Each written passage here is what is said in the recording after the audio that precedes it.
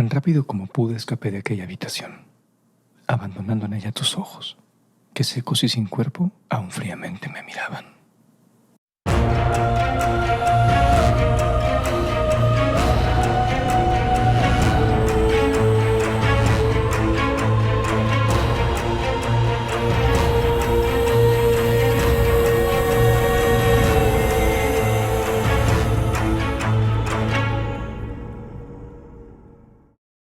Les damos la bienvenida a Oraculto, un podcast oscuro de historias ocultas y no tan ocultas de México y el mundo, en donde platicaremos de fantasmas, terror, misterio, fenómenos paranormales, la noche y sus criaturas. Yo soy Rodrigo García Morelos y junto con Paola Treviño Todd viajaremos a tierras embrujadas y descubriremos los secretos del terror mismo. Así es. Podríamos contarles historias en donde hasta la palabra más ligera desgarraría su alma y dejaría helada su sangre joven. Aunque claro, para todo esto, primero deben dejarnos entrar. Bienvenidos a Oraculto. Bienvenidos.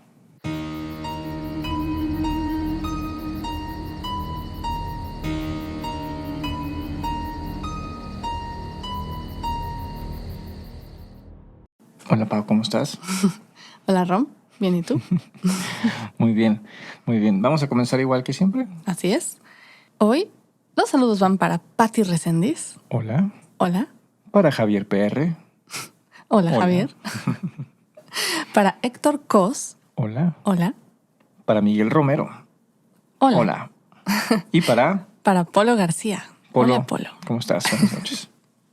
Pues hoy Ujú. vamos a hablar de un tema apasionante, por lo menos para nosotros. Y aunque este capítulo es para toda nuestra audiencia, estamos seguros que será de especial interés para nuestros amigos lectores y bookstagrammers amantes de la literatura. Hoy vamos a platicarles acerca de los Penny Dreadfuls, un término con el que se conocían a las publicaciones de ficción baratas británicas del siglo XIX. En la Inglaterra victoriana, estos Penny Dreadfuls, también conocidos como Penny Bloods, que podrían traducirse como centavo espeluznante o sangre de a centavo, eran un tipo de gaceta, folleto o revista que contenían historias por lo general macabras y espeluznantes. Historias que aparecían en partes, divididas semanalmente de entre 8 y 16 páginas, y que, como lo dice su nombre, costaban solamente 1 centavo. Por su naturaleza barata y sensacionalista, estas publicaciones causaron gran revuelo entre la población de la clase trabajadora de Inglaterra. Las historias, aunque terroríficas, para las masas eran fáciles de digerir y constaban de leyendas urbanas, hazañas de detectives, de criminales o de alguna entidad sobrenatural.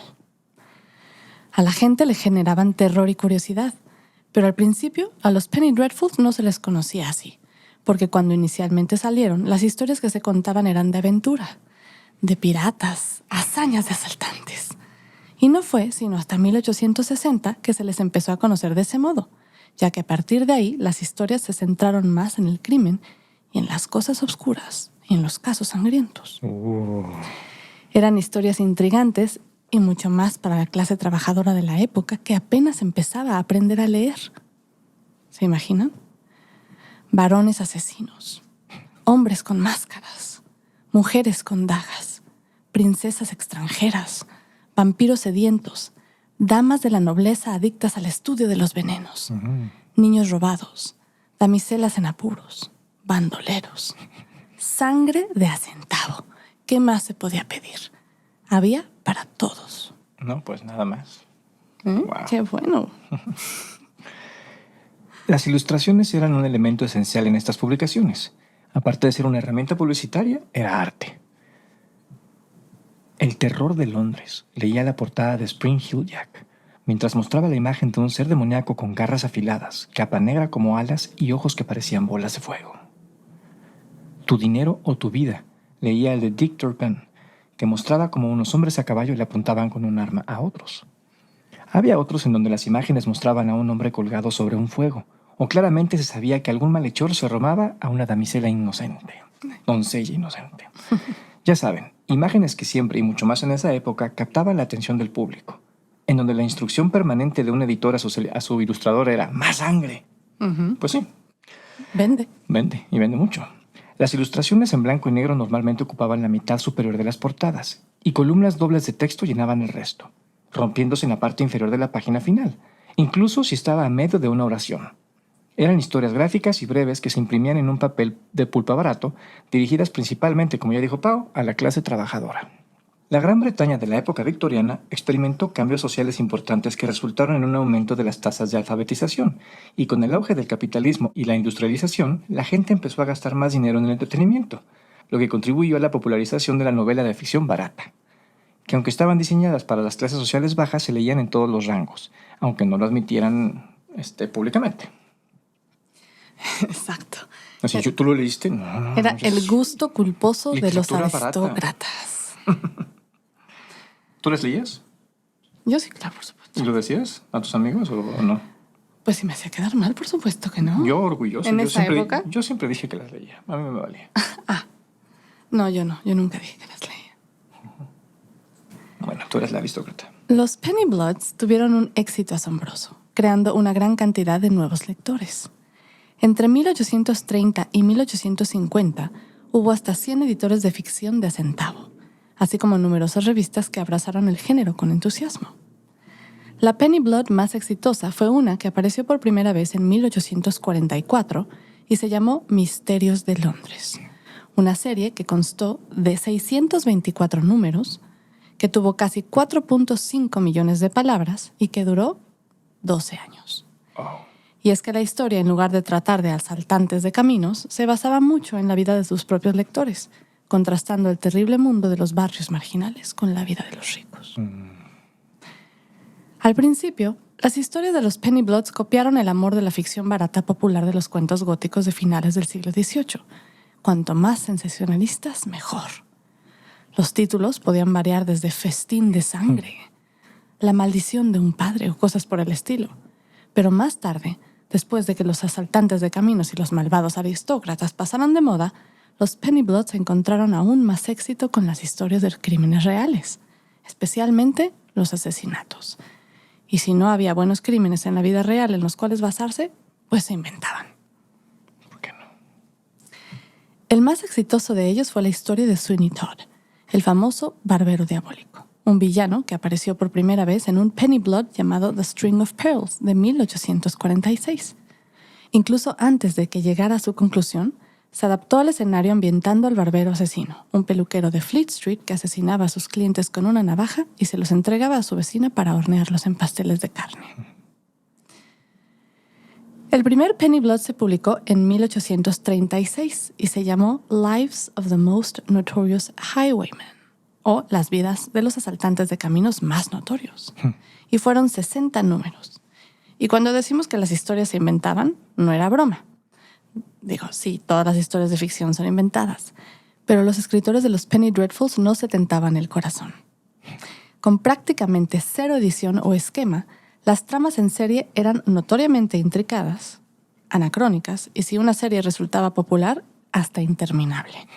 No se preocupaban por la precisión histórica ni por la continuidad de la historia. Por ejemplo, en El Caballero Jack, una serie que duró 4 años, un personaje fue asesinado 2 veces. ¿Por qué no? El punto era enganchar al lector de inmediato y que regresara cada semana por más. Durante esa época, los escritores... Escuchen esto, queridos escritores, amigos escritores. Los escritores produjeron tanto material en masa a un ritmo vertiginoso y se les pagaba 1 centavo por línea. No mames. Bueno. Wow. Pero Es se la vendía explotación del arte desde siempre. Pero toda la historia se vendía por solo 1 centavo. Ya centavo por línea, pues. Pero tenía Pues muy imagínate pocas cuántos líneas. millones se vendían. Wow. Bueno, después de un tiempo en la década de 1860, estas historias gráficas, cortas y baratas, se dirigieron principalmente a las audiencias juveniles. Los niños se convirtieron en el objetivo principal. Y los títulos de las publicaciones eran cosas como Los chicos salvajes de Londres, Los niños pobres de Londres, Las niñas trabajadoras de Londres. Incluso había uno en donde aparecía un niño detective, un niño que se escapaba de su casa y trabajaba para un inspector de policía. Imagínate. Wow. Eran historias energetizantes que emocionaban e inspiraban al público joven. Entre 1860 y 1870 se vendían más de 1 millón de publicaciones para niños por semana. Madres. Sin embargo, no todos estaban muy contentos con las historias, claro que no. Se empezó a pensar que tanta historia fantástica le hacía daño a los niños y a la juventud de la época, y a menudo se les culpaba de incitar asesinatos, suicidios y tendencias fugitivas, de trastornar y transformar la naturaleza de sus lectores, generalmente pobres, obviamente, hacia un comportamiento, o creían que sea un comportamiento indecente. En una serie de juicios muy publicitados, los abogados intentaron vincular a los Penny Dreadfuls con las acciones criminales de los niños acusados de delitos que iban desde el robo hasta la agresión. La afirmación de que los niños estaban siendo influenciados para actuar delictivamente por los malos ejemplos que se encontraban en las historias se volvió sensacionalista tanto en la retórica política como en las editoriales y en los periódicos. Sí, así es. Los temores de los conservadores de que los Penny Dreadfuls impulsarían un aumento del comportamiento delictivo entre los hijos de la clase trabajadora, que se creía eran particularmente vulnerables, nunca se fundaron estadísticamente. Pero los editores del género para niños perdidos, que supuestamente radicalizaba a las masas, fueron aplacados por la policía. Desde entonces, las publicaciones llevaron una revisión extensa de la literatura dirigida a los jóvenes en la década de 1890, con el propósito de impulsar historias morales más positivas.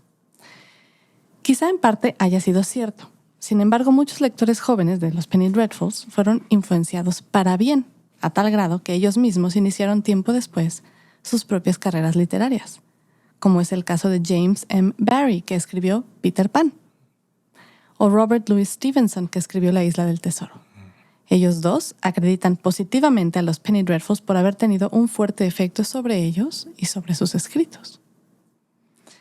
Peter Pan está lleno de niños perdidos, de historias de piratas, de malos y miles de cosas, que es todo lo que leían en la época. Y todos los autores que seguramente nunca aceptaron que los leían también influenciaron o fueron influenciando el trabajo de estos mismos. Y había muchas otras que escribían con un pen name, o estaban haciendo otras cosas, pero luego escribían cosas más chafitas para poder entrar en el género, para comer. Pero obviamente con un seudónimo para no decir que son ellas. A menudo se les atribuye a los Penny Dreadfuls o a los Sangre de a Centavo el haber ayudado a estimular el surgimiento de muchas formas de literatura pulp, como la novela estadounidense de 10 centavos y otras formas seriales de entretenimiento de amplio nivel. Si bien la recepción crítica de tales formas de literatura de mercado masivo producida comercialmente es a menudo negativa, muchos críticos respetan tales publicaciones tanto por su impacto histórico como la de su capacidad para proporcionar información sobre ciertos elementos sociales de la época victoriana. Los Penny Dreadfuls no se consideran como literatura clásica de la época, y tampoco se cree que hayan representado adecuadamente las realidades de la clase trabajadora. Pero es que nunca fueron creados con la intención de tener una vida útil más allá del tiempo en que tomaba leerlos. En mi opinión, aunque haya sido literatura barata que se producía en masas y más rápido de lo que canta un gallo, seguía siendo, digamos, una forma de arte. Buena o mala, depende de quién lo vea. Y eso ayudó a formar a mucha gente, como lo es hoy en día el arte también. Los Penny Dreadfuls proporcionaron escapismo, aventura, romance y sangre a un precio accesible, y cada receptor lo utilizó a placer. Es interesante saber que aunque supuestamente fugaces hayan causado histeria, y aunque su escándalo pueda parecernos hoy un poco exagerado, la verdad es que no ha cambiado nada. Hoy, en este día, en esta época, en lo que estamos viviendo, nada ha cambiado tanto. ¿No? A los videojuegos también se les ha culpado de generar violencia entre adolescentes. Y hoy en día, por cualquier cosa relacionada con las artes, ya sea en la música, la literatura, el teatro, el cine, también andan armando escándalos por todo. Con nada está a gusto la gente. El arte es una forma de expresión, y la mayoría de las veces lleva un trasfondo mucho más profundo del que se percibe a simple vista. Y aunque el artista tenga todo que ver con ella, como ya comentamos alguna vez, también todo está en el receptor de la misma. Cierto, muy cierto. Bueno, pues, esto es para nuestros amigos lectores. ¿Han leído algo en algún momento de sus vidas que les haya generado algún sentimiento específico, bueno o malo, o que les haya ayudado a terminar o empezar alguno de sus trabajos, de sus creaciones, de sus historias? ¿O qué han leído que puedan considerar como literatura incendiaria incluso en esta época? ¿Qué han leído que les ha causado tanto revuelo? Que pueden decir, wow. Bueno, pues, Digo, todavía hasta hace no mucho, cuando salió 50 Shades of Grey, pedo. Bueno, yo no la he leído. Yo tampoco. Honestamente no se me antoja en lo más mínimo, no es mi género. Tampoco es el mío. Debe estar muy buena porque se vendió como pan Pero caliente. todo el mundo hablaba de ella. Literatura incendiaria también en buen momento fue, podemos decir que el Código da Vinci, ¿no? Ese sí lo leí. Bueno, lo leímos y a mí me pareció muy interesante. A mí, honestamente, me encanta. Fue una Dan Brown. lectura vertiginosa, emocionante. Pero fue de los primeros que traía rollo ahí con el Vaticano y todo. Entonces armó rollillo ahí. Y la movie muy buena. Pero bueno, pues hemos terminado el episodio de hoy. Ojalá les haya gustado, lo hayan disfrutado tanto como lo disfrutamos nosotros. Por favor, denle suscribirse al canal y a la campanita para que no se pierdan de las notificaciones. A mí me encuentran como Nosferatron y a mí como Noctámbula con H al final. Recuerden que pueden encontrarnos como Oraculto en todas las redes sociales y que pueden escucharnos o vernos en YouTube o en su app para podcast favorita. Gracias por vernos, por escucharnos y nos vemos la próxima semana en el episodio número 30 y ya después hacemos un breakcito y ya vemos con qué regresamos. Eso. Bueno, bye. Cuídense. Bye, bye.